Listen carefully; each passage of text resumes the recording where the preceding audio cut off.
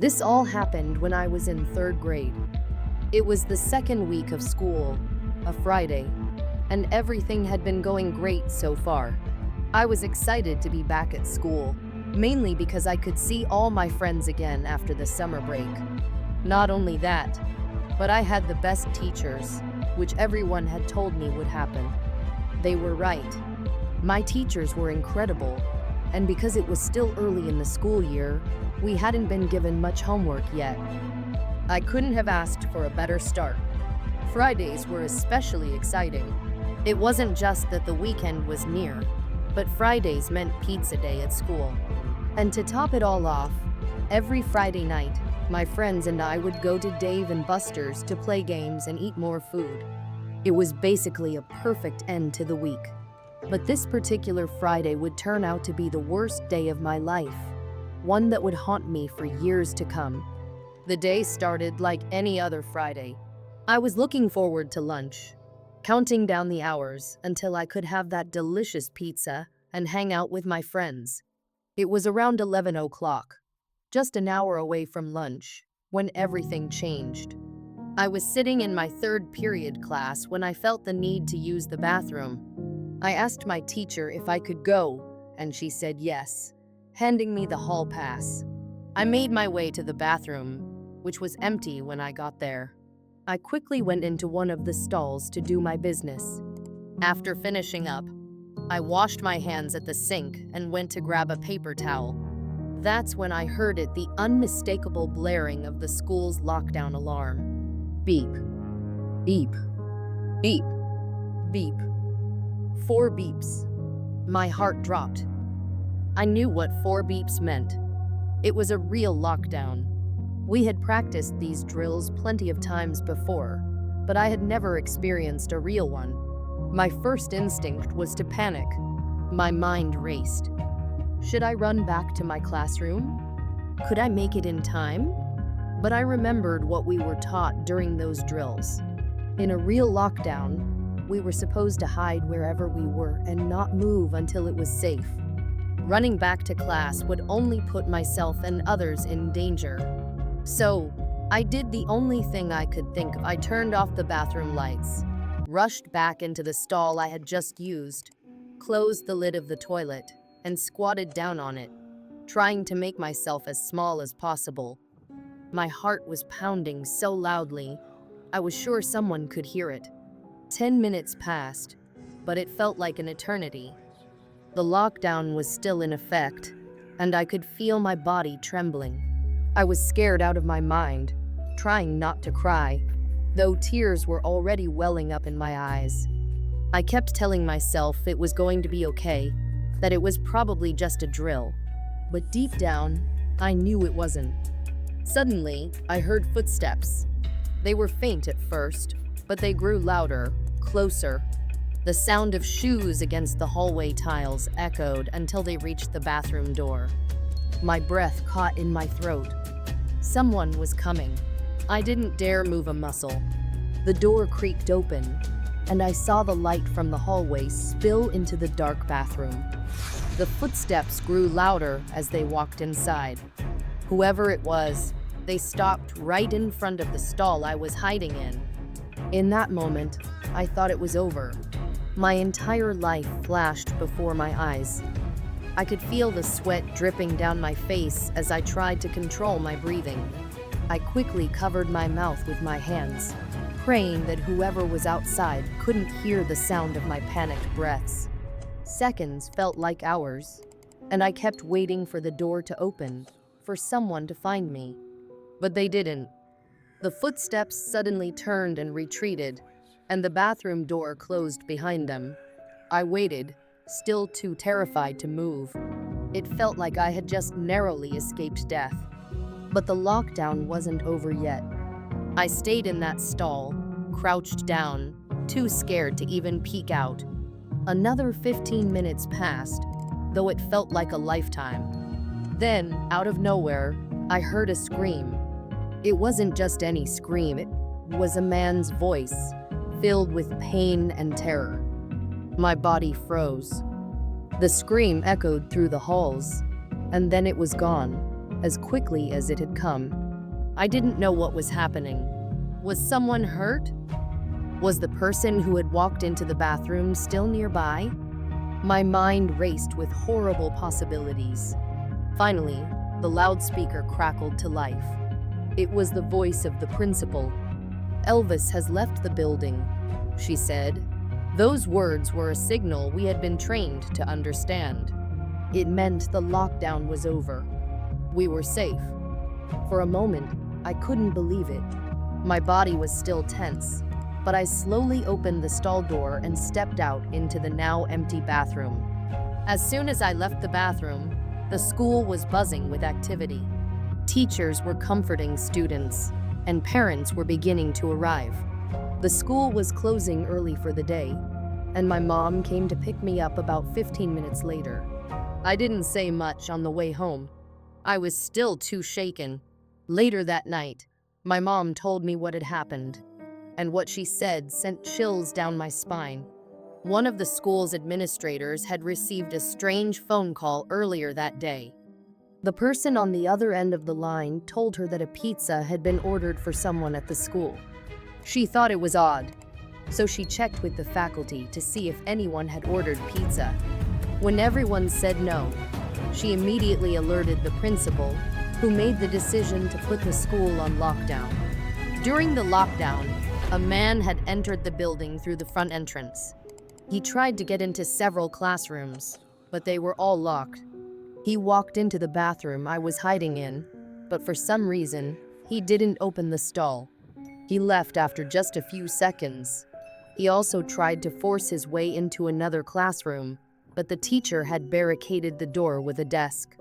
Unfortunately, the barricade wasn't strong enough, and the man managed to push his way in. What happened next was terrifying. The man had a knife, and when the teacher saw it, she grabbed a pair of scissors from her desk. In an act of pure bravery, she threw the scissors at him, hitting him in the shoulder. The man screamed. That was the scream I had heard, and fled the school, driving off before the police could catch him. What haunted me the most, though, was the reason behind the attack. The man was dating the mother of one of the students. She had cheated on him with his best friend, and he was so enraged that he decided to seek revenge by killing her son. He had come to the school with the intention of harming that boy, and I had come so close to encountering him. The boy and his mother moved away shortly after the incident. I never saw them again. I still think about that day all the time, replaying the events in my head. What if the man had opened the stall door? What if the teacher hadn't acted so quickly? It's a day I'll never forget. I glanced around the stall, my eyes wandering to the corners of the ceiling. That's when I saw it. It was up there, almost hidden, but not quite, a small black camera tucked into the upper right corner of the stall, staring right at me.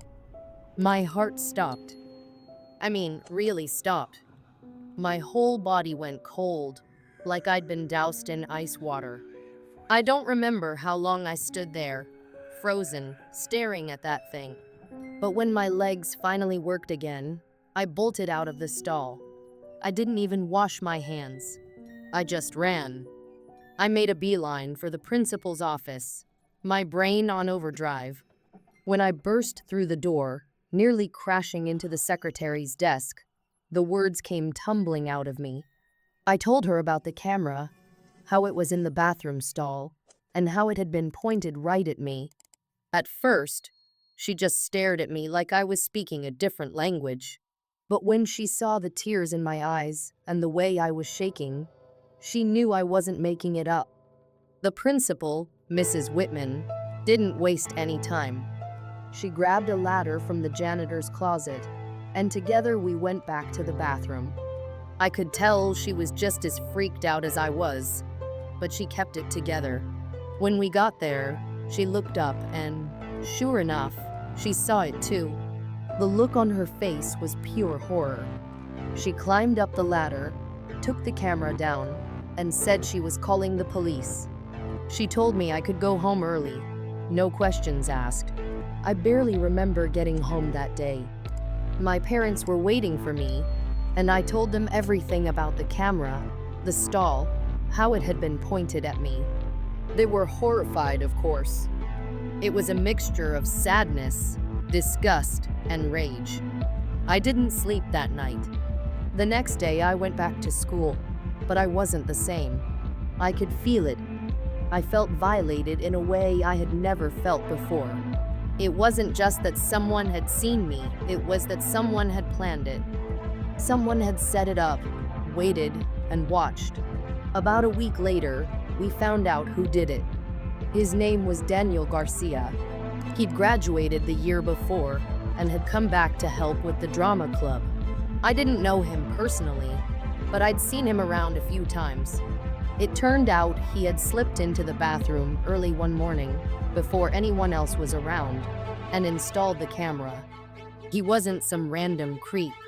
He was one of us. When I found out, my stomach turned. Daniel was arrested, but in court, he pleaded not guilty. Not guilty. He said the whole thing was some kind of misunderstanding. My parents and I were furious, and we weren't the only ones. Another girl had been recorded too, and she was just as wrecked as I was. Together, we filed restraining orders against him, but it still didn't feel like enough. The worst part wasn't even the camera. It wasn't even knowing that Daniel had done it. The worst part was the aftermath. You'd think getting him arrested would have brought me some kind of closure, but it didn't. Every time I walked into a bathroom after that, I looked up. Every time I went somewhere alone, I felt like I was being watched. And it wasn't just paranoia. It was real, tangible fear. I'd stand in front of the mirror, my heart racing, telling myself that everything was fine, that it was over. But no matter how hard I tried, I couldn't shake it. 2 years have passed since then. I'm in college now, living my life, making new friends, chasing my dreams. On the surface, everything's great. But the truth is, it's still there, that feeling like I'm never really alone, like someone's still watching. I know it sounds crazy, but sometimes I catch myself glancing up at the ceiling when I'm in a bathroom stall, half expecting to see another camera staring back at me. Maybe it's just trauma. Maybe it's my brain trying to protect me from ever feeling that vulnerable again. Or maybe, just maybe, it's not over. Maybe Daniel wasn't the only one. And that's the part that keeps me up at night. I never should have gone to union-free school. That's what everyone says now, and maybe they're right. I had heard the stories growing up about the abandoned building on the outskirts of town. It was closed in the late 1980s after a fire in the gymnasium. The fire didn't destroy the whole building, but the town decided it wasn't worth fixing, so they shut it down, locked it up, and let it rot. But for decades, people claimed to hear strange things from inside. Some nights, the old school seemed to wake up. People said they heard the sound of children playing, even though there hadn't been any kids in there for years. Others swore they saw flickering lights in the windows. But the creepiest story was about a particular classroom, room 104. People who got close enough to the school at night said they could hear voices coming from room 104. The voices of children, not laughing or playing, but crying, whispering, begging. No one knew why. Some said it was the spirits of the kids who died in the fire. Others thought it was something much worse. Something that had always been there, hiding in the shadows of the school. I didn't believe any of it. Well, not at first. I was always the curious type, the one who wanted to see things for myself. So one night, I decided to check it out. I didn't tell anyone where I was going because I didn't want them to try to stop me. Armed with just a flashlight and my phone, I made my way to the old school. The place was even creepier in person. The building was huge, with broken windows and vines crawling up the sides. The front doors were locked, of course, but I found a side window that had been smashed long ago. I climbed through, trying not to make too much noise. Inside, the air was stale, thick with dust and the smell of mildew. My footsteps echoed off the cracked linoleum floor as I made my way down the dark hallway. Every sound seemed louder in the silence, the creak of a floorboard, the rustle of a breeze through the broken windows. The walls were covered in graffiti, some of it recent, some of it decades old.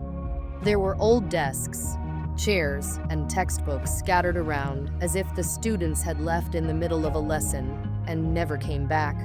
I tried to ignore the sinking feeling in my gut as I made my way deeper into the building. The deeper I went, the colder it got, and not just from the lack of heat. It was the kind of cold that gets inside your bones and makes your skin prickle. I told myself it was just the atmosphere. That's what people always say, right? It's all in your head. I was almost at the end of the hall when I saw the door. Room 104. The door looked like all the others, but there was something about it that made me stop. The wood was worn, the paint chipped and peeling.